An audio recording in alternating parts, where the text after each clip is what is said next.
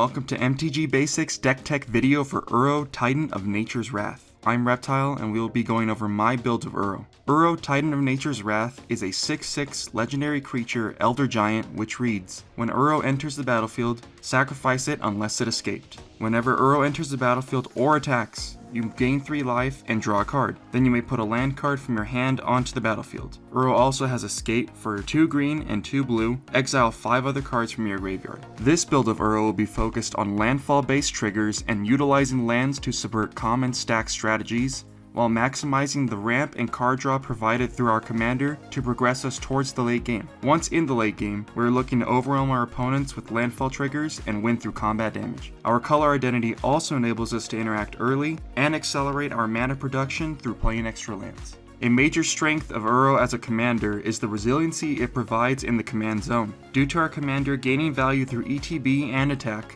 we are able to utilize game-changing stacks pieces such as Null Rod and Arcane Laboratory while not negatively impacting our own game plan. Concurrently, the abundance of basic lands in our deck allows us to get underneath almost all forms of land hate in the format, and leaves our primary mana source untouched in most games. Lastly, our commander's ability to be cast from the graveyard allows us repeated attempts at rebuilding our board and drawing key cards we need.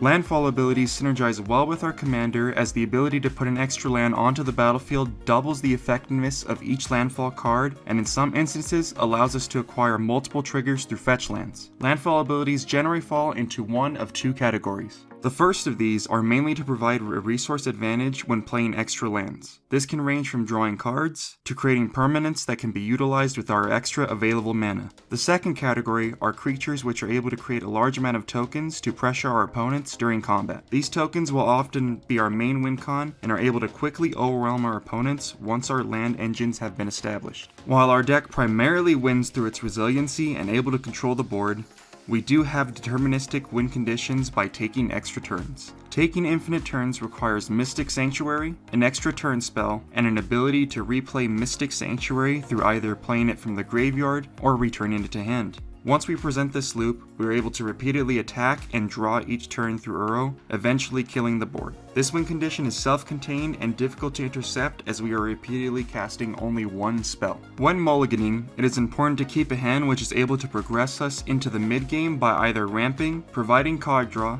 or casting Uro. Depending on the speed of the table, keeping early interaction or late-game threats for faster and slower decks respectively can be advantageous if you are able to read the table correctly. Lastly, Graveyard Hate is a form of stacks which heavily impacts our game plan and should be respected if you do anticipate it. Thank you for watching MTG Basics Deck Tech video on Uro, Titan of Nature's Wrath. If you have any suggestions for this style of build, please let us know in the comments down below. If you would like to play Magic with us, links to our social media will be in the description down below, and message us on Discord to play some games on Spell Table.